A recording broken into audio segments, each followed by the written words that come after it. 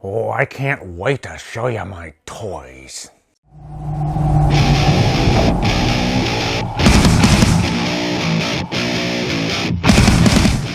Suicide Squad stars Will Smith, Margot Robbie, Jared Leto, and is directed by David Ayer. So guys, before I get into this review, I'm going to do a little bit of spoiler talk at the end. So you're good up until the rating, but after the rating, you are dismissed. So what would happen if we lived in a world where Superman existed and died, and then this new threat that was as powerful as Superman came along, and at the time we did not have a Justice League? Who would we turn to? The Suicide Squad. Nope, that's a bad idea, really bad idea. So guys, this is the third movie in the DC cinematic universe, and it seems like every time one of these DC movies comes along, people just go crazy. I'm not gonna say it, I'm not gonna use that Joker line. Everybody just loses their minds. But yeah, it's like, people get really emotional about this stuff. I get emotional about this stuff, but if it's like a normal movie, people don't freak out about it as much. But for some reason, these DC movies, because they're rated so low, and people hold these characters so dear, Superman, Batman, and the Joker, and for some reason, people just really did not take to this whole new universe with Man of Steel and Batman v Superman. I personally love both those movies. And I guess I can understand some of the things that people don't like about Batman v Superman, but I thought Man of Steel was the greatest Superman movie yet. It's the Superman movie that I wanted. But enough about that, let's talk about Suicide Squad. Now, going into this, I saw the reviews and it was 27% or something like that. I should never even look at these reviews. But I think that actually helped because it made me want to watch the movie even more. You know, normally if it's just any generic movie, I won't even care. It'll make me want to watch the movie less. But because it is a property of DC and the current ratings that these movies are getting, I know that anything's possible. I know that I could still come out of this movie and it could be my favorite movie of the year. I give you Batman v Superman. So it's an understatement to say I was excited for this movie. But I don't have to give you a plot synopsis. I already did it in that opening monologue that I did. This really is the story. Superman's dead, and they need somebody to fight this new evil, which is the Enchantress. And so they recruit the Suicide Squad. And this is the idea of Amanda Waller, played by Viola Davis, who is a great character in this movie, actually. Did not expect that. But she wants to keep the Suicide Squad in check. She tells them that the only thing they're gonna get is some years taken off of their prison time. But if they try to escape, then they're dead. So that makes the plot a little bit more believable. But you know that these characters are gonna try to get free. You just know it. And that is one of the problems of the movie.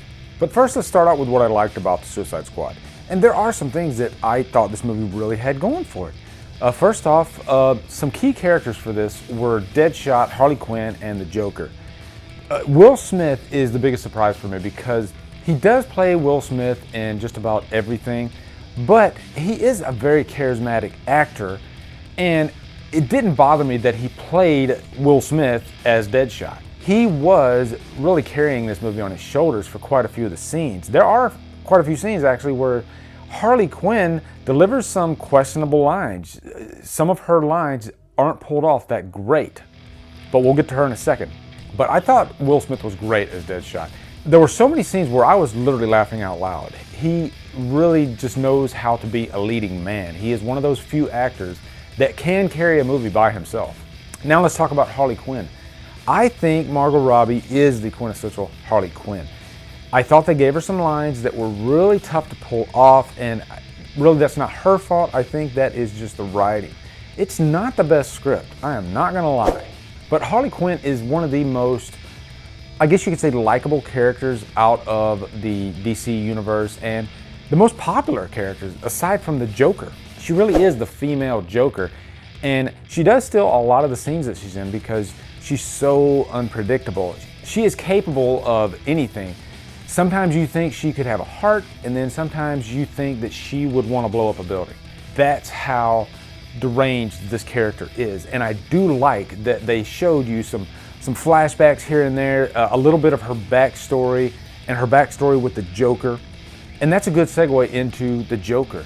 Having another Joker after Heath Ledger is a risky proposition, but to me, the only guy that could have done it justice, I thought, was Jared Leto. And he does a great job as a Joker. I wanted to see more of him, but I thought they spaced it out quite well, actually. He's only in the movie for like 15 minutes, but it feels cohesive throughout. And every time he's in the movie, there's a purpose. It doesn't feel like he's just shoehorned in. But there are some scenes in this where the acting is so great by Jared Leto that I can't see any other actor pulling these lines off. He really captured that essence of the Joker. And he didn't flat out copy Heath Ledger. This was his Joker. And really, this is a different Joker story. This is more of a love story between the Joker and Harley Quinn, something we haven't seen cinematically.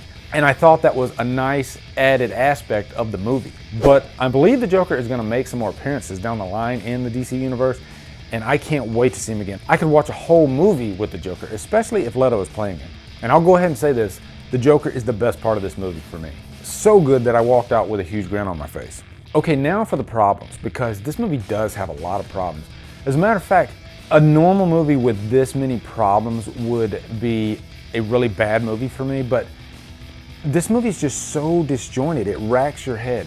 Because there's some parts that are so great, and then there are some parts that are just, I don't want to say horrible, but just really bad. First off, I think the biggest problem with this movie is the editing. I think they took way too long to introduce all these characters. I think they spent a good 30 minutes just introducing characters, sometimes more than once. If you remember when they were marketing this movie, they started out with a dark trailer. And the trailers got progressively lighter. And this was around the time that Batman v Superman came out, and it was getting really bad reviews because of the dark tone of it. So I think the producers just really got scared, and they said, hey, let's make this movie more of a comedy superhero movie, more of like a Deadpool type movie than a darker movie.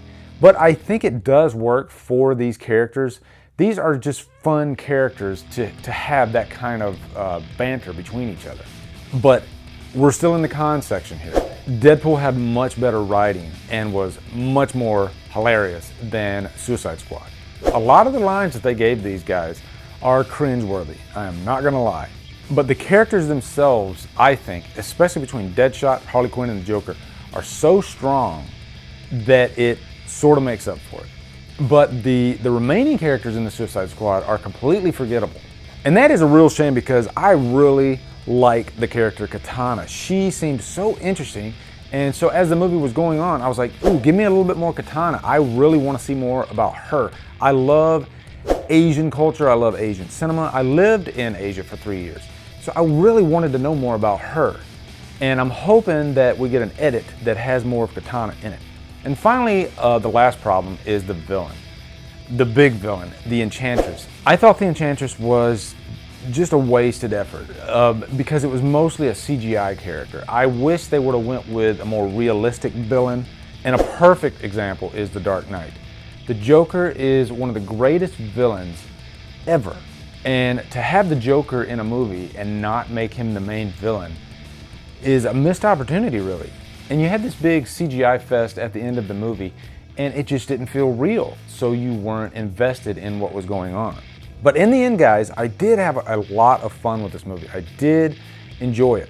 I'm gonna give it a high humdrum. I'll definitely buy it when it comes out just because I want to add it to the collection, and I will watch it again, but as a rating, an overall rating, I'll give it a high humdrum. And now we're gonna do a little bit of spoiler talk because I wanna talk about that mid-credits scene.